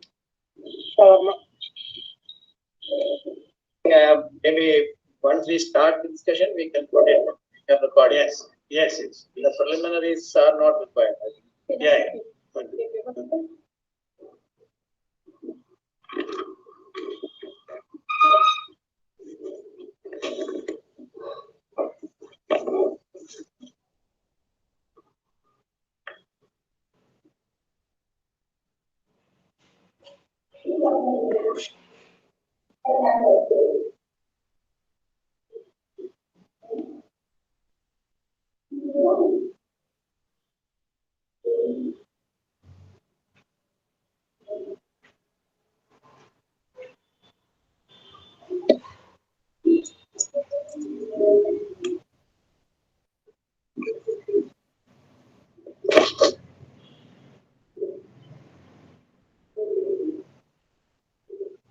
Lockdowns. Rosama is joined from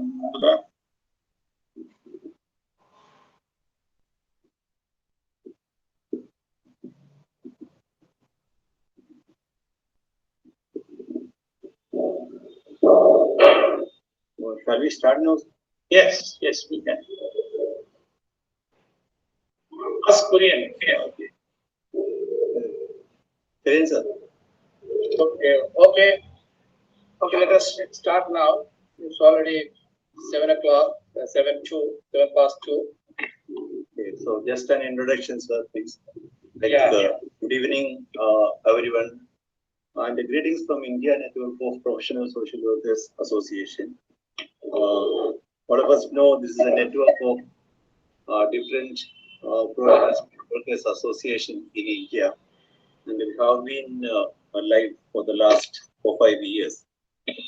Now, the objective of this particular meeting is to discuss on the recently published draft policy document by the Government of India on persons with disabilities. So, without any further introduction, let me get into the my responsibility as welcoming all of you. Today's your meeting will be moderated by Dr. Cherian P. Dr. Cherian is the Vice President of INBSWA. And we have our President of INBSWA, Professor Gandhi Dosa, means all Indian social workers, knowing him better than me. Warm welcome to you, sir, formally, and welcome to Cherian, sir. Also, our today's key speaker is Dr. Indumati Rao. Sir, will introduction of Dr. Indumati Rao. A note of welcome to Doctor, and we have a few other people like Professor R.P. Dwivedi, he is the president of NAPSWI, and Dr. Peter John, who is the manager policy advocacy and resource development, Samarthan Trust, and Professor Anita Rebo, Dr. Seema P. Uttaman, Dr. Usha Kandaswamy, Dr. Hemleda, and Dr. Swati Dharmadigari from Nagpur. And we have many other senior people here like Professor C.P. Singh and Dr. Narasimhan Rayadugam, and there are many other people. Many of them I'm not familiar with, but warm welcome to all of you. One word. So let's have a fruitful session. Please share your suggestions. There will be an open forum also after all these. Invited people speak. And let us make the life of the disabled people a better one in India with all our efforts. Thank you all, and over to Professor Gandhi sir for an introductory message. Thank you. We are meeting dear friends after a bit long time because we were busy with our own elections and settling a number of procedures and upholding number of work. We are also on the council bill, and in fact, I given the copy to Madam Indumati Rao to help us out. Made some comments on that long back, but still pending in the Prime Minister's office and Nitya your office. So it is there, and I'm sure that we will get some support from all the people. But this is a very special occasion because we are now on policy, because we have been more on inward looking people, only our profession and professional work. But slowly we are moving out on policies of the nation and make our own input into that policy. And for this particular occasion, I could not have been better person than Dr. Indumati Rao, who has been a pioneer in this field, and her words carry a lot of weight, and her actions carry more than that. Therefore, I leave it at and miss welcoming all of you on behalf of the social work fraternity, and I hope this meeting will be very fruitful. And I personally thank Cherian Kurian, who was taking the initiative to organize this network meeting for this. Thank you very much. Sir, now over to you, sir. Dr. Cherian, sir. Yes, thank you, Dr. Aitwabis and Professor Gandhi. Let me also wish all of you a good evening and also welcome to this consultative meeting. Hello? Yeah. Yeah. I think this policy practice, somehow social workers, somehow, somewhere we lost the touch, or probably, from the curriculum. In our time and the earlier time, I know that we used to learn the social policy and social legislations, and this is very important for us, as we are aware that there are three levels of practice: micro, meso, and macro. Actually, this macro practice is called as policy practice. Therefore, the social workers have to involve in this area because it is an important function of social work profession. And why we learn the social policy and socialization? Because we are supposed to involve in those areas, because these are part of our structural issues which create problems in society. Although we talk about all those things, somehow we don't seriously involve in these areas. In all other countries, social workers are very much involved in policy making. In fact, in in the ministry level under the MPs and the MLAs, they appoint social workers to develop policies, and probably that is how it is done. But somehow we are not here in India. Because any country has to face the innumerable problems, of diverse nature. Then how do a country tackle them? The first step is to develop a policy to deal with the issue. And what is a policy? It's a guideline, kind of roadmap. It should give directives, to guide the government into their business.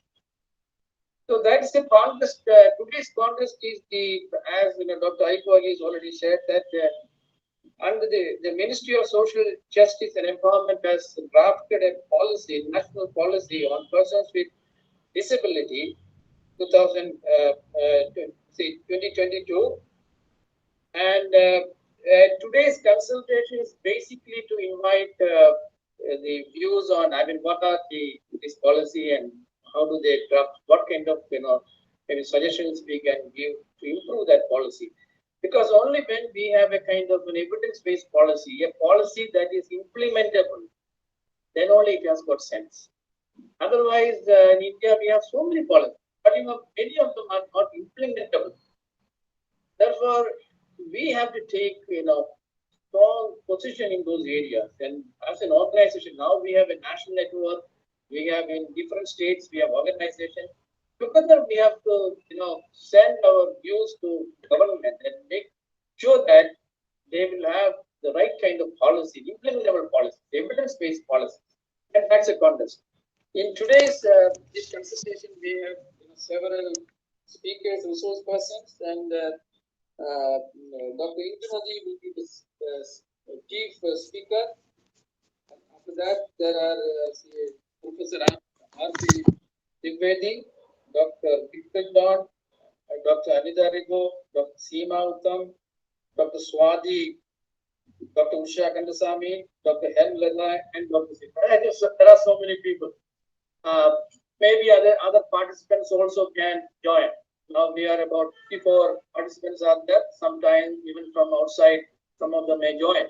So you will be able to share your thoughts, and it will be all recorded. And finally, we will be able to send our recommendation to the ministry. That's our idea.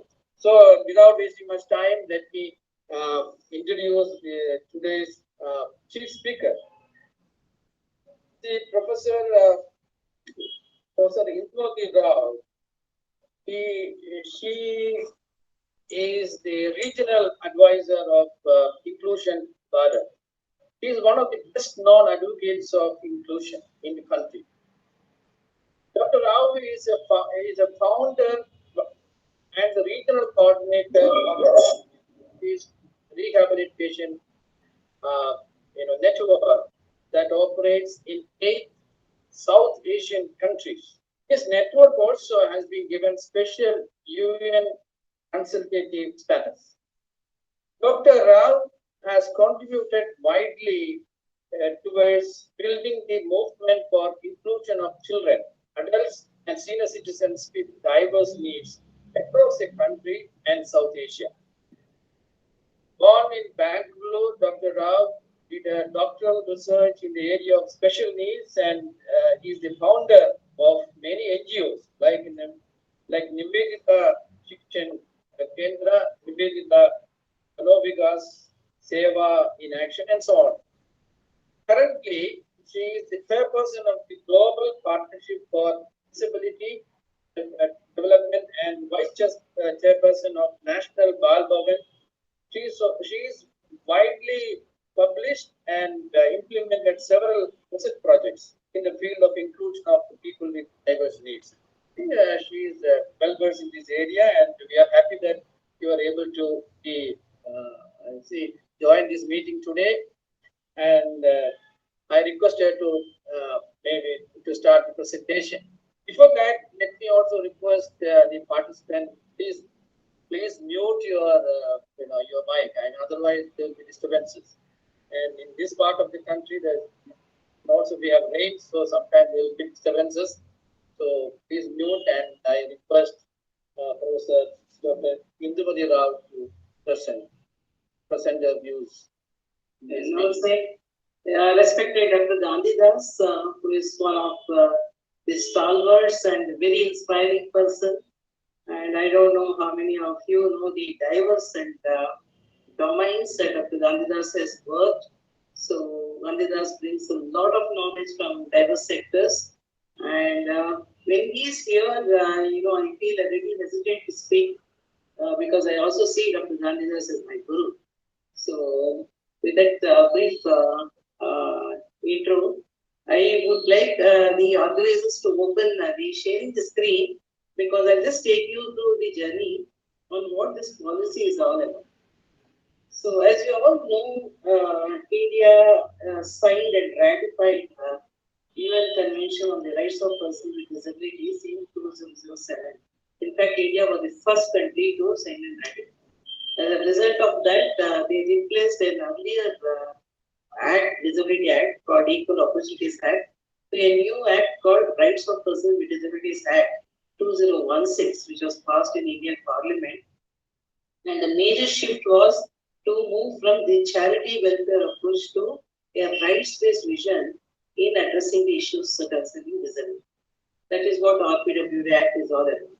So now nearly almost 2016 to 2022, we are really talking of a very long gap. We are talking about the policy to implement the RPWD Act and to look forward how we can really address the issues in the country. Why I'm saying about this is as far as I have worked in many countries across the world, and generally they follow three steps. Three steps to develop a policy. One is they look at the problems and challenges. They make a very good gap analysis and problem analysis, and they develop a policy, which is basically a path-finding effort. And based on the policy, they come with roadmaps and plan of actions and resource identification. Then they look at legislation to give the backup support to implement the policy. But in India, I also see in some countries in South Asia, it goes with step number 3 first, that is developing a legislation first. Then they are looking at the policy, and then they say that now they will come out with roadmaps and frameworks later. So this is a little a big area for concern because having say legislation already without identification of challenges and developing a policy after legislation has tremendous implications. Not one, there are multiple implications where a country develops a policy after implementing a legislation. But this is not the first time India is coming out with a policy. They have come out with a policy even in 2012 on a national policy on disability. And when we read it, nothing much has been implemented in that. So we are coming up with one more policy. As someone said, the most important aspect is whether the policy is doable, whether it takes the concern of all persons in the country, and especially those who are disadvantaged and marginalized. These are the questions. Let me share about what is there in the policy. I can't see. I can't see my file. So how do I do it? You can share the screen. Sir, will you please make her as a. Yeah, she's co-host now. Madam, you co-host. can share. I can see files. Of course, you can also share my one. Just give me a second. Okay.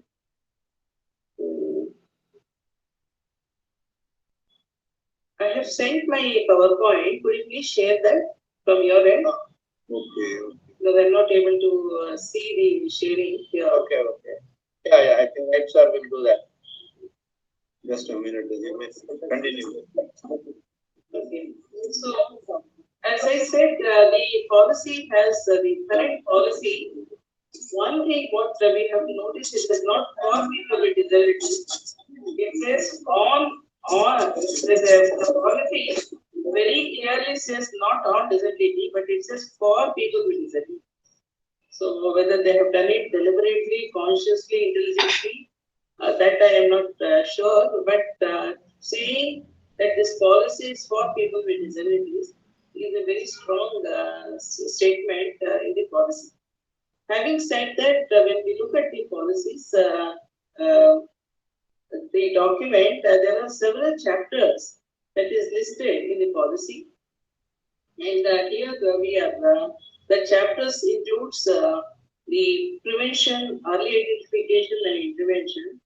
And in the principles, vision and mission, they talk about what is the current situation, but it is mostly what we see is a copy paste from other documents. There is no clarity on the current situation analysis or a data mining that should be there in the policy. There is nothing because they quote only about 2011's disability census. What is the drawback in quoting the 2011 disability census? One drawback is the census was conducted in 2011, and now we are almost going for the next census, which was due in 2021. And 2011 census enumerated people with disabilities and came with a prevalence rate of about 2.86%, and they enumerated about 7 types of disabilities. But after 2011 census, 2016 RPW Act identified 21 types of disabilities. So if we really look into the 21 types of disabilities, I am looking at 2011 census, it is almost 3 times more. Not only that, the Ministry of Health and Family Welfare, they have announced on public domain the population attrition rate for India for the decade and decadal growth, population growth. So the population that has grown almost 2011 to 2021, unless we take that into account and also look at the 3-4 more types of disabilities, quoting the 2011 census, this is the another PowerPoint. I think I shared one more PowerPoint. It's not moving. The slide is not moving. It is not moving, and this is not a PowerPoint I'm using. Sir, probably you have to know that. Maybe open it. I think. No. Make it full screen. There is another one. I will take it. Okay. Yes. So looking at what we have in this policy, basically what we do not have is a situation analysis like where we stand now. Yeah. So, as I said, the policy is a path-finding effort. There is no clue in the policy what is the size of the problem, where we are in terms of the numbers, in terms of the reach. We don't have anything in the policy. So it only talks about 2011 census, and it also makes a statement. For someone like Fernandez, will be surprised that I'm so critical about this policy, but it is because based on the facts. The policy says that in developed countries there is a prevalence rate of about 20%, 19%, but India only has 2.86%. And this they say, and we don't understand what is the intention of saying so in the policy document, because we are all aware that the high resource countries, they identify people and they have incidence data, because there are 2 types of database we talk about in disability. One is incidence and other is prevalence, and we don't have incidence data in India. The other aspect is why other countries, high resource countries, rich countries, they have more disability prevalences, because they don't allow people with disabilities to die. So it is as simple as that. Because they leave them, that is why we see the percentage, the survival rate is very high, so we see more number of people. So it is not something like India has less disability. If that is what they see or intended, then we would think that that is something very wrong. So that is one aspect. The second aspect is they talked about the policy early intervention. Early intervention again we are looking at if you see 2011 census, if you see the data in 0 to 3 age group, it's a very small number, and suddenly the number grows up when we go to the age group of 9 and above. So, children with disabilities, no, they don't get disabilities suddenly at the age of 9. So, the whole problem what we have in India is about identification tools are very inadequate, and the policy has not addressed. So, I don't know. I just want to show with the. Right, sir. Yeah. What happened? I'm getting it, sir. Getting it, please. Okay. Okay. So, because I want to show you the policy, the chapters that would give a clarity on that. Then we are looking at after the early identification, the policy really looks at some of the critical issues on the UDID. So when it comes to UDID, that is unique, say, disability identification, it is a mess what we are saying, which has not been addressed in policy. What is that mess is about? It is about the benchmark disability that is stated in our PWD Act. The benchmark disability means